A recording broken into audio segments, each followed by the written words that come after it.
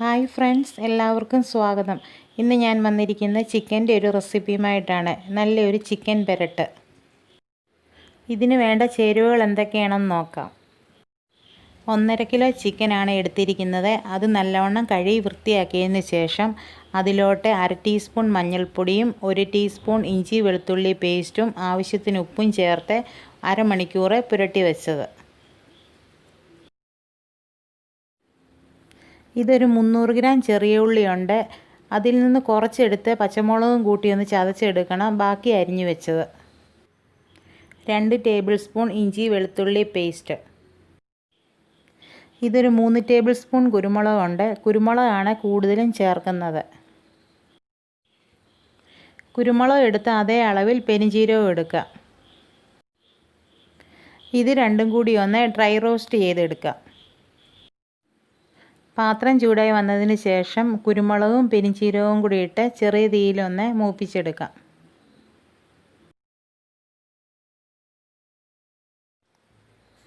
ഇത് റെഡി ആയിട്ടുണ്ട്. ഇനി ഇത് ചൂടാറിയതിന് ശേഷം പൊടിച്ചെടുക്കാം.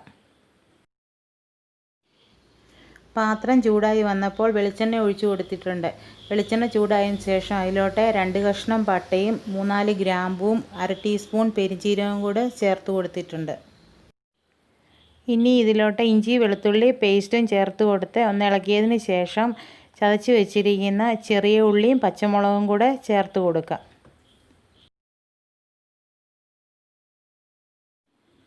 ഇതെല്ലാം ഒന്ന് വഴറ്റിയതിന് ശേഷം അരിഞ്ഞു വെച്ചിരിക്കുന്ന ചെറിയ ഉള്ളിയും കൂടെ ചേർത്ത് കൊടുക്കുക.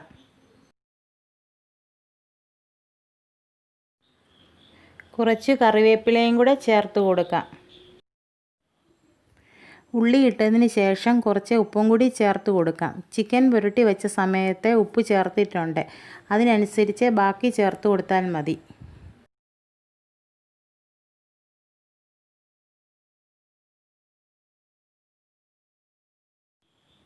എല്ലാം കൂടി ഒന്ന് വഴറ്റിയെടുക്കാം. വഴന്ന് വന്നതിന് ശേഷം മസാലപ്പൊടികളെല്ലാം ചേർത്ത് കൊടുക്കാം.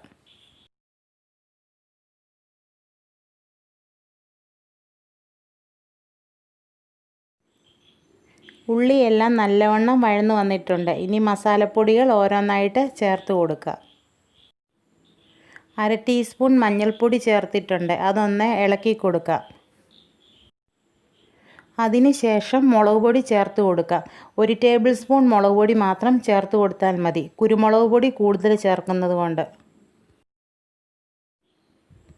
മുളക് പൊടി ഒന്ന് മൂത്ത് വന്നതിന് ശേഷം അതിലോട്ട് 1 ടേബിൾ സ്പൂൺ മല്ലിപ്പൊടിയും 1 ടീസ്പൂൺ ചിക്കൻ മസാലപ്പൊടിയും കൂടെ ചേർത്ത് ഒന്ന് മൂപ്പിച്ചെടുക്കാം.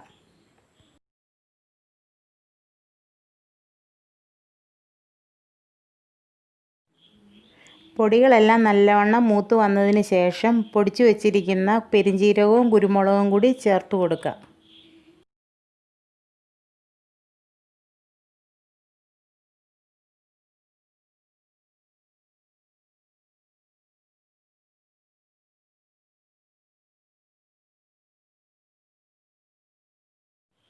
കുറച്ച് സമയം കൂടി എല്ലാം കൂടി ഒന്ന് വഴറ്റിയതിന് ശേഷം എടുത്തു വെച്ചിരിക്കുന്ന ചിക്കനും കൂടെ ചേർത്ത് നല്ലവണ്ണം ഇളക്കി കൊടുക്കുക. ചിക്കനും കൂടെ ചേർത്ത് കൊടുത്തിട്ടുണ്ട്. ഒട്ടും വെള്ളം ഒഴിക്കേണ്ട ആവശ്യമില്ല. നല്ലവണ്ണം ഒന്ന് യോജിപ്പിച്ചതിന് ശേഷം പാത്രം അടച്ച് ചെറുതീയിൽ ഒന്ന് വേവിച്ചെടുക്കുക.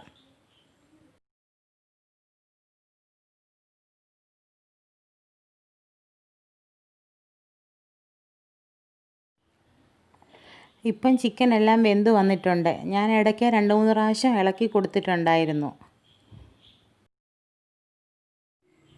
കുറച്ച് നേരം കൂടെ പാത്രം തുറന്ന് വെച്ചൊന്ന് ഇളക്കി കൊടുക്കുക.